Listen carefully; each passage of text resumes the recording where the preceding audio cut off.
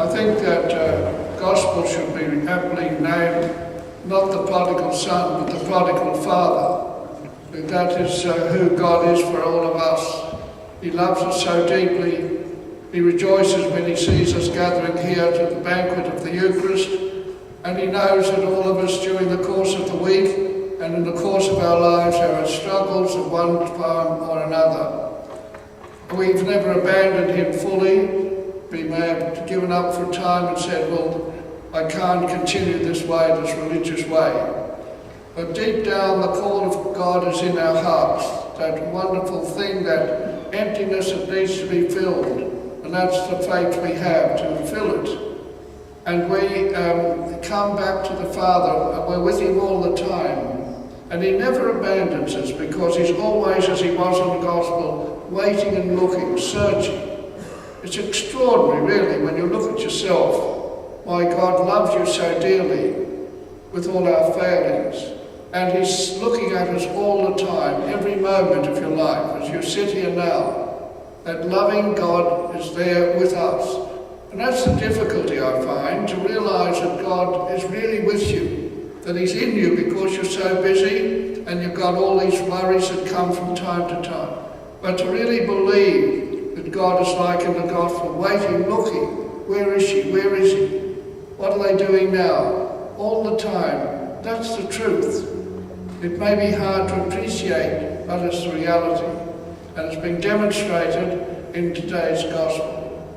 And because all of us have got our own weaknesses, we have our doubts about our faith, we are annoyed by the church, we are upset by the behaviour of people we meet, the way people treat us from time to time. We get distressed when sickness hits us.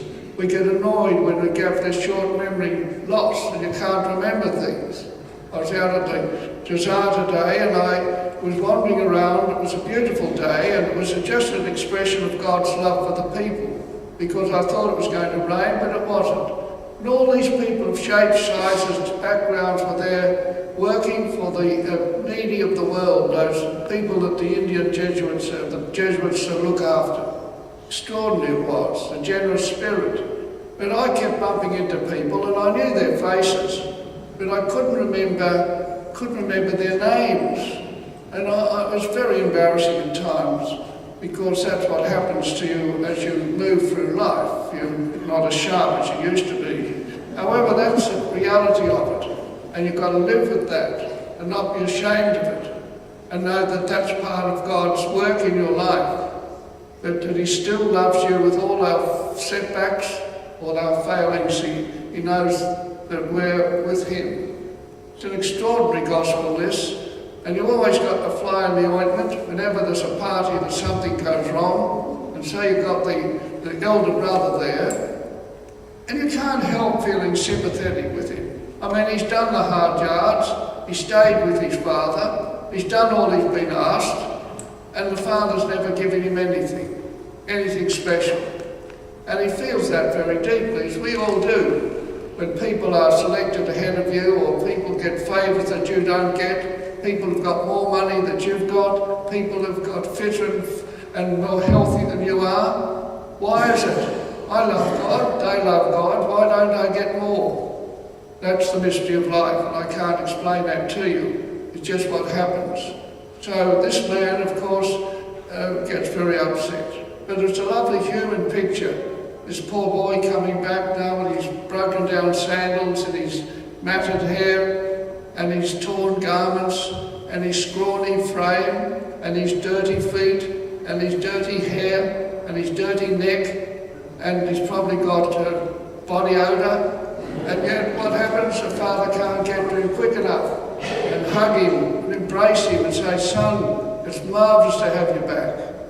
And if he'll do that, when you look at your own life, you say, well, look, I know he loves me too. I mightn't be feeling the best tonight, or I don't know what's going to happen during the week.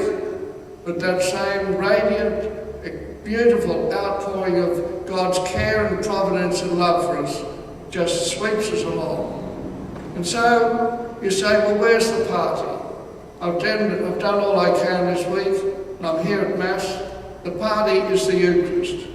We've invited to come and share, not in the fatted lamb or put on lovely robes and rings, but just to come up and simply receive that piece of bread which is Jesus Christ, the Son of God. And all that grace and all the power just surges through us. And that, I just can't get over that second reading where Paul is just absolutely overwhelmed by the fact.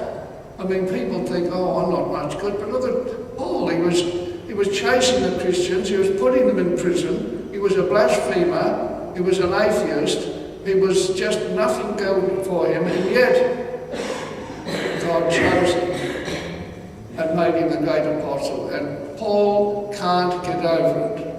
And when you sit here, when you go and meet all your friends and people who never darken the church, when people think, well, religion is a waste of time, you have to ask yourself, well, why am I here?